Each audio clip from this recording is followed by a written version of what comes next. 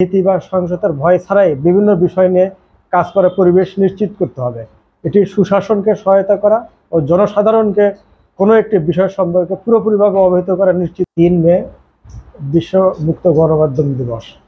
এই মুক্ত গণমাধ্যম দিবস সংবাদ পত্রের কর্মীদের জন্য অত্যন্ত গুরুত্বপূর্ণ একটা দিন।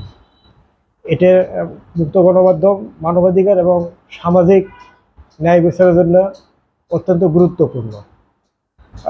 এটা সাধারণ মানুষের জবাবদিহিতা এবং রাষ্ট্রের যারা প্রতিনিধিত্ব করে তাদের জবাবদিহিতা নিশ্চিত করা যায় এই মুক্ত গণমাধ্যমের মাধ্যমে।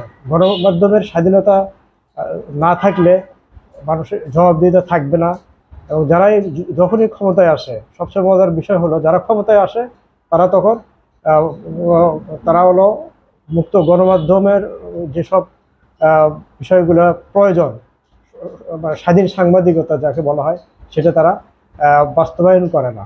আর যখনই তারা বিরোধী দলে যায় তখনই মুক্ত গণমাধ্যম নিয়ে তারা কথা বলে। তারা তখন বলে যে আমরা ক্ষমতায় গেলে এটা বাস্তবায়ন করব, আর ক্ষমতায় যাওয়ার পরে এগুলো ভুলে যায়। আর ডিজিটাল নিরাপত্তা আইন এটা মুক্ত গণমাধ্যমের জন্য এটা একটা হুমকি স্বরূপ। এটা স্বাধীন সাংবাদিকতার জন্য তা বিপজ্জনক। যারা পেশাদার সাংবাদিক তারা সবসময় চায় মুক্ত গণমাধ্যম, তারা চায় স্বাধীনভাবে লিখতে, স্বাধীনভাবে লোকজন রাষ্ট্রের প্রতিটি নাগরিককে জানানোর জন্য। কিন্তু শাসক গোষ্ঠীরা তারা কখনো এটাকে ভালো চোখে দেখে না।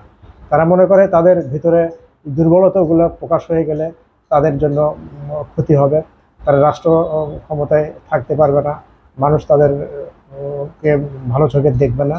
যার কারণে তারা এই মুক্ত গণমাধ্যম সাংবাদিকতা কখনো তারা চায় না।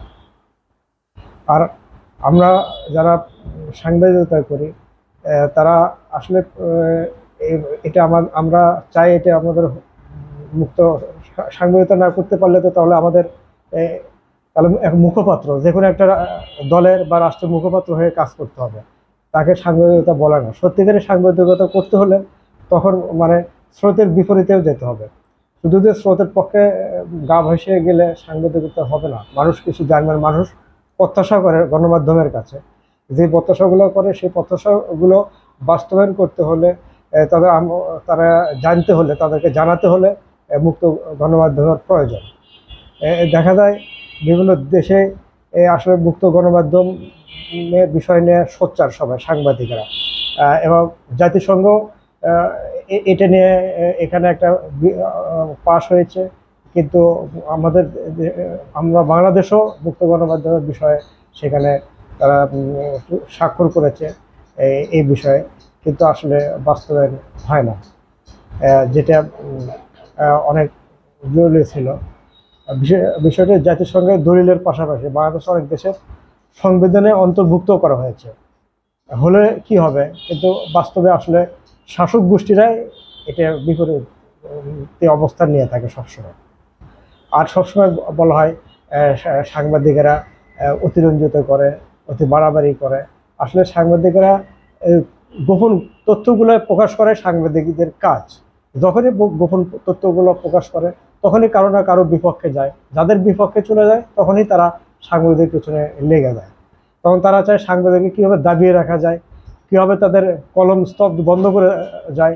তারা যারা ইলেকট্রনিক মিডিয়ায় বলেন আর প্রিন্ট মিডিয়ায় বলেন, সবার ক্ষেত্রে এটা প্রযোজ্য। তারা চায় মুখে বলে এক কথা, কিন্তু আসলে বাস্তবে করে তারা বাস্তবের সাথে তাদের কোনো কথার কোনো মিল পাওয়া যায় না। রক্ষার মাধ্যমে আমরা আমাদের গণতন্ত্র, মানবাধিকার রক্ষার মূল্যবোধকে সম্মিলিতভাবে সমুন্নত রাখি। সাংবাদিকদের অবশ্যই হয়রানি, ভীতি বা সহিংসতার ভয় ছাড়াই বিভিন্ন বিষয় নিয়ে কাজ করার পরিবেশ নিশ্চিত করতে হবে। এটি সুশাসনকে সহায়তা করা ও জনসাধারণকে কোনো একটি বিষয় সম্পর্কে পুরোপুরিভাবে অবহিত করা নিশ্চিত করার জন্য প্রয়োজন। এছাড়া সাংবাদিকদের অবশ্যই তথ্যে প্রবেশাধিকার থাকতে হবে। তারা অবাধ তাদের সব কিছু জানার সুযোগ থাকতে হবে, নাহলে তো তারা জানাতে পারবে না। তখন ভুল তথ্য পরিবেশন হয়ে যেতে পারে। এটা হলো কর্তৃপক্ষ এর জন্য দায়ী থাকবে, অথচ তারা সাংবাদিকদেরকে দায়ী করে, কিন্তু তারা সঠিক তথ্য অনেক সময় দেয় না, মিস গাইড করে, আর সেই দোষ চাপে সাংবাদিকদের উপরে।